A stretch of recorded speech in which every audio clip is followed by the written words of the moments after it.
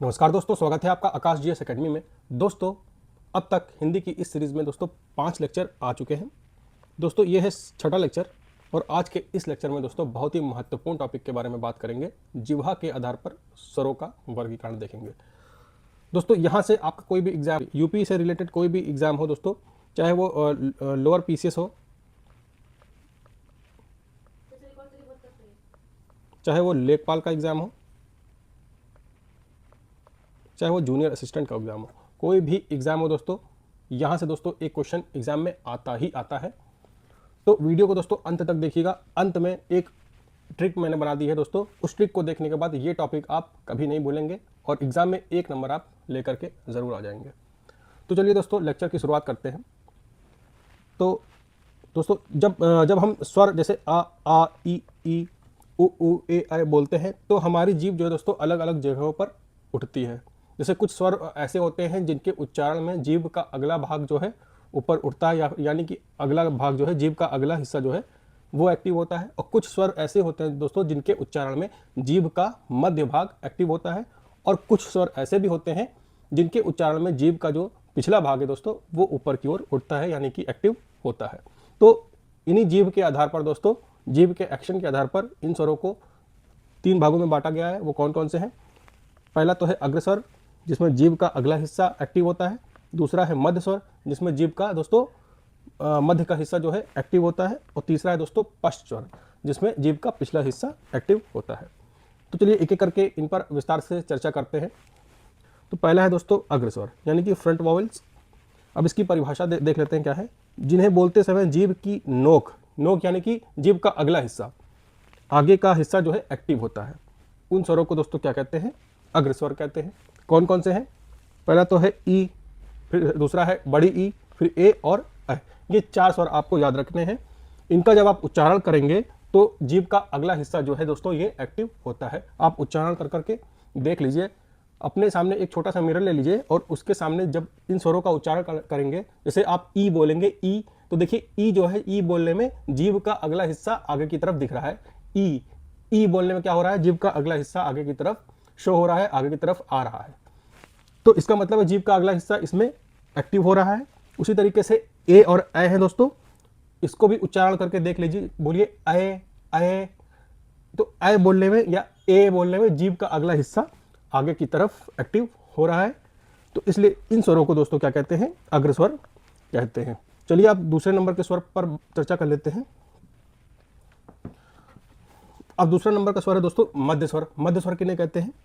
जिसमें जीभ का बीच का हिस्सा एक्टिव होता है। और आपको बता दूं दोस्तों, सिर्फ एक ही ऐसा स्वर है जिसका जो है उच्चारण करने में जीभ का मध्य हिस्सा एक्टिव होता है, और उसका नाम है दोस्तों आ, छोटा आ। छोटा आ एक लौता ऐसा स्वर है जिसका उच्चारण करने में जीभ का जो है मध्य हिस्सा एक्टिव होता है। तो इसमें क्या होता है? जीभ बिल्कुल आराम से बीच में रहती है, ना आगे जाती है ना पीछे। तो क्योंकि ये दोस्तों इकलौता स्वर आ है, इसलिए आपको इजीली जो है याद रह जाएगा। तो इसको तो याद करने में कोई बहुत परेशानी होने वाली नहीं है। अब बात करते हैं तीसरे प्रकार के स्वर की, यानी कि पश्च स्वर की। पश्च स्वर में क्या होता है?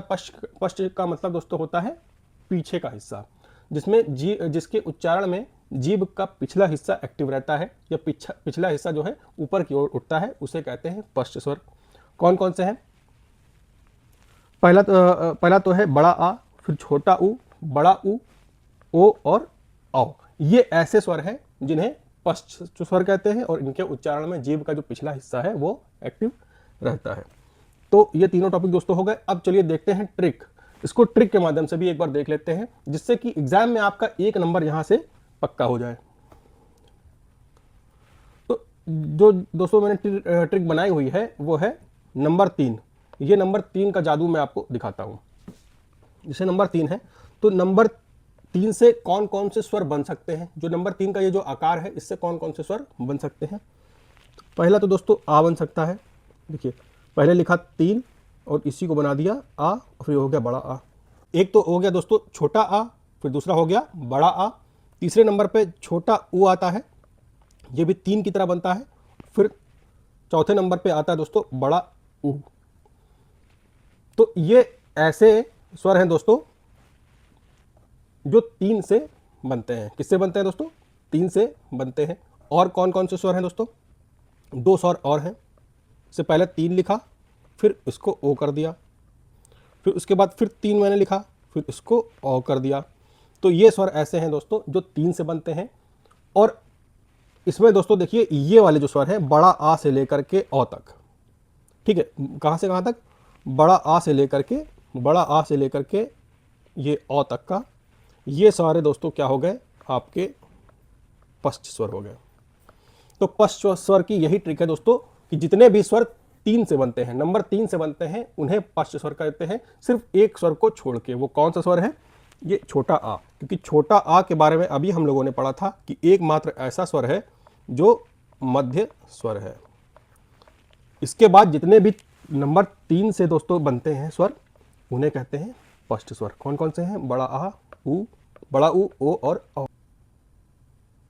तो दोस्तों ये ट्रिक आपको कैसे लगी, ये वीडियो आपको कैसे लगी? अगर इस ट्रिक से आपको पश्च स्वर याद हो गए हैं तो आप वीडियो को ज़रूर लाइक कर दीजिएगा।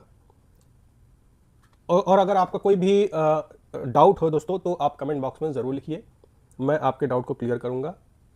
और इस चैनल को ज़रूर सब्सक्राइब कर दिए दोस्तों ऐसे ही ट्रिक के लिए। यदि आपको ऐसी ही जादुई ट्रिक चाहिए एग्जाम्स के लिए जहाँ पे आपका 1 नंबर पक्का हो जाए, तो आप इस चैनल को सब्सक्राइब कर दीजिए।